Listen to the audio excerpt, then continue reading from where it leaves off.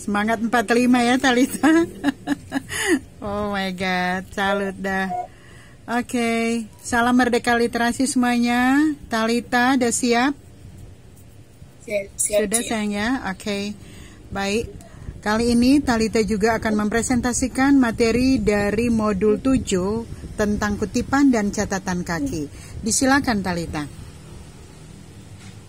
Baik, terima kasih atas kesempatan yang diberikan. Saya Talita Priska Tuuk dari Prodi Sistem Informasi kelas B. Saat ini akan mempresentasikan modul 7 kutipan dan catatan kaki. Salam merdeka literasi. Yang pertama adalah kutipan. Kutipan adalah pinjaman kalimat atau pendapat dari seorang pengarang atau ucapan seseorang yang terkenal, baik terdapat dalam buku-buku maupun majalah-majalah. Berikut ada 2 jenis kutipan. Yang pertama yaitu secara kata demi kata, kalimat demi kalimat dari sebuah teks asli. Dan yang kedua adalah kutipan tidak langsung, yang merupakan pinjaman pendapat seorang pengarang atau tokoh terkenal berupa intisari atau iktisar dari pendapat tersebut, atau dapat pula berupa parafnya. Berikut adalah prinsip-prinsip mengutip. Yang pertama adalah jangan mengadakan perubahan. Pada waktu melakukan kutipan langsung, pengarang tidak boleh mengubah kata-kata teks aslinya. Bila pengarang menganggap perlu untuk mengadakan perubahan tekniknya, maka ia harus menyatakan atau memberi keterangan yang jelas bahwa telah mengadakan perubahan tertentu. Misalnya, dalam naskah asli tidak ada kalimat atau bagian kalimat yang diletakkan dalam huruf miring atau kursif atau digarisbawahi, tetapi oleh pertimbangan penulis, kata-kata atau bagian kalimat tertentu itu diberi huruf tebal, huruf miring, atau diregangkan. Yang kedua adalah bila ada kesalahan. Bila dalam kutipan terdapat kesalahan atau kegagalan, baik dalam persoalan ejaan maupun dalam soal-soal keterbahasaan, penulis tidak boleh memperbaiki kesalahan-kesalahan itu. Ia hanya mengutip sebagaimana adanya. Demikian pula halnya kalau penulis tidak setuju dengan suatu bagian dari kutipan itu. Contoh, demikian juga dengan data bahasa yang lain dalam karya tulis ini, kami selalu berusaha menjadi bentuk kata yang mengandung makan, fisik, sentral atau distribusi yang terbanyak bagian bahan dari daftar Swades. Yang ketiga adalah menghilangkan bagian kutipan. Dalam kutipan-kutipan bagian-bagian tertentu dengan syarat bahwa penghilangan bagian itu tidak boleh mengakibatkan perubahan makna aslinya atau makna keseluruhannya. Penghilangan itu biasanya dinyatakan dengan mempergunakan 3 titik berspasi. Berikut adalah contohnya. Hal ini cocok dengan kehidupan para kepala itu sebagai pimpinan masyarakat, tetapi juga sebagai pemimpin upacara-upacara keagamaan, kata Mallinckrodt. In primitive second is Verzamei, Fadhead, Hufschmidt, Beteking, Tot the Constituents. Berikut adalah contoh-contohnya, dan berikut adalah cara mengutip. Kutipan langsung yang tidak lebih dari 4 baris. Sebuah kutipan langsung yang panjangnya tidak lebih dari 4 baris ketikan atau dimasukkan dalam teks dengan cara-cara sebagai berikut. Yang pertama, kutipan itu diintegrasikan langsung dengan teks. Yang kedua, jarak antara baris dengan baris kedua spasi. Yang ketiga, kutipan itu diapit dengan tanda kutip. Yang keempat, sesudah kutipan selesai diberi nomor urut penunjukan setelah spasi ke atas, atau dalam kurung ditempatkan nama singkat pengarang tahun terbit dan nomor halaman kutipan itu. Nomor penunjukan mempunyai pertigaan dengan nomor urut penunjukan yang terdapat pada catatan kaki. Nomor penunjukan ini dapat berlaku untuk tiap bab, dapat pula berlaku untuk seluruh karangan tersebut. Kutipan langsung lebih dari 4 baris. Kutipan itu dipisahkan dari teks dalam jarak 2,5 spasi. Jarak antara baris dengan baris kutipan satu spasi. Yang ketiga, kutipan itu boleh atau tidak diapit dengan tanda kutip. 4. Sesudah kutipan selesai diberi nomor urut penunjukan setengah spasi ke atas atau dalam kurung ditempatkan nama singkat pengarang, tahun terbit, dan nomor halaman tempat terdapat kutipan itu.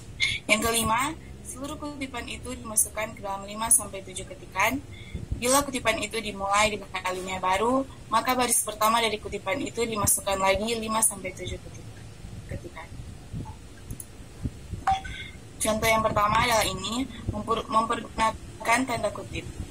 Terjemahan karya ilmiah dalam bahasa Indonesia banyak yang memuaskan karena penerjemah tidak terlatih dalam ilmu penerjemahan atau suatu aspek linguistik terapan yang telah menjadi disiplin ilmiah tersendiri.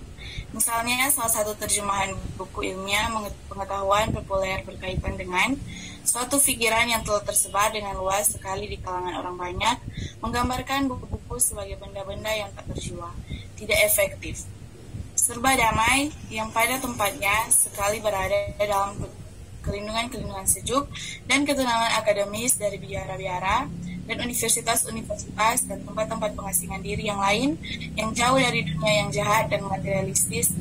Asrul Sani 1959. Berikut adalah contoh yang kedua, tidak mempergunakan tanda kutip. Jadi ini adalah contoh yang ketiga dengan menggunakan dua jenis tanda kutip.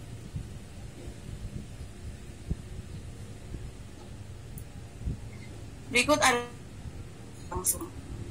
Beberapa syarat harus diperhatikan untuk membuat kutipan langsung. Yang pertama, kutipan itu diintegrasikan dengan teks. Yang kedua, jarak antara baris 2 spasi. Yang ketiga, kutipan tidak diapit dengan tanda kutip. Yang keempat, sesudah kutipan selesai, diberi nomor urut penunjukan setengah spasi ke atas, atau dalam kurung ditempatkan nama singkat pengarang, tahun terbit, dan nomor halaman.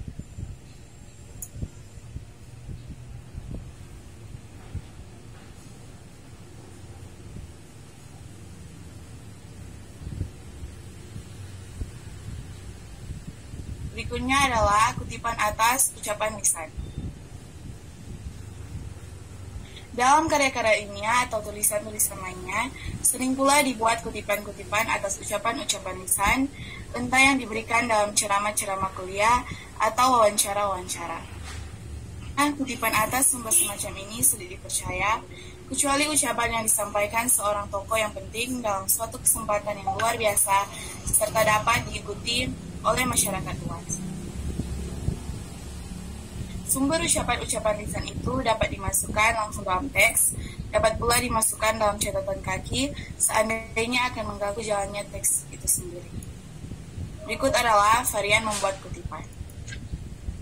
Contoh, jelaslah. Demikian tulis Nyonya Haryanti Subajo, bahwa pola tata bahasa fleksi Soekarno bergunakan untuk bahasa Indonesia. Dengan pola tersebut, kita mendapatkan kesan bahwa perasaan untuk membedakan kata kerja dengan kata nama dalam bahasa Indonesia tidak sungguh-sungguh bertumbuh. Kutipan hendaknya dibuat dengan tanggung jawab. Dalam hubungan dengan persoalan tanggung jawab ini, harus diingat bahwa kutipan itu dapat dibuat sekurang-kurangnya untuk dua tujuan yang berlainan. Pertama, kutipan dibuat untuk mengadakan sorotan, analis, atau kritik. Dan kedua, kutipan dibuat untuk memperkuat sebuah urat. Catatan berikut adalah catatan kaki. Catatan kaki adalah keterangan-keterangan atas teks karangan yang ditempat di halaman karangan yang bersangkutan. Dalam catatan kaki biasanya dipergunakan singkatan-singkatan IBIT, OBCIT, dan LOGCIT. IBIT berarti pada tempat yang sama, OBCIT berarti pada karya yang telah dikutip. Sedangkan logit berarti pada tempat yang telah dikutip. Ada pula beberapa singkatan lainnya yang perlu diketahui karena biasanya dipergunakan dalam naskah atau buku-buku, baik dalam catatan kaki maupun dalam teksnya. Supra di atas sudah terdapat lebih dahulu pada teks yang sama.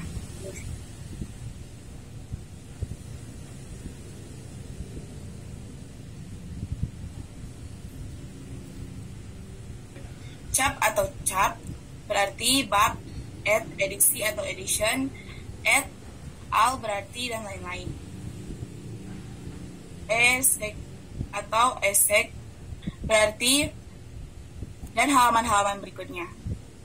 Sedangkan MS atau manuskrip atau pasim tersebar di sana-sini. Sedangkan seri yang artinya demikianlah seperti pada aslinya. Sedangkan atau convert berarti dibandingkan atau dibandingkan dengan wall itu volume atau. Demikianlah hasil presentasi saya. Salam Merdeka Literasi.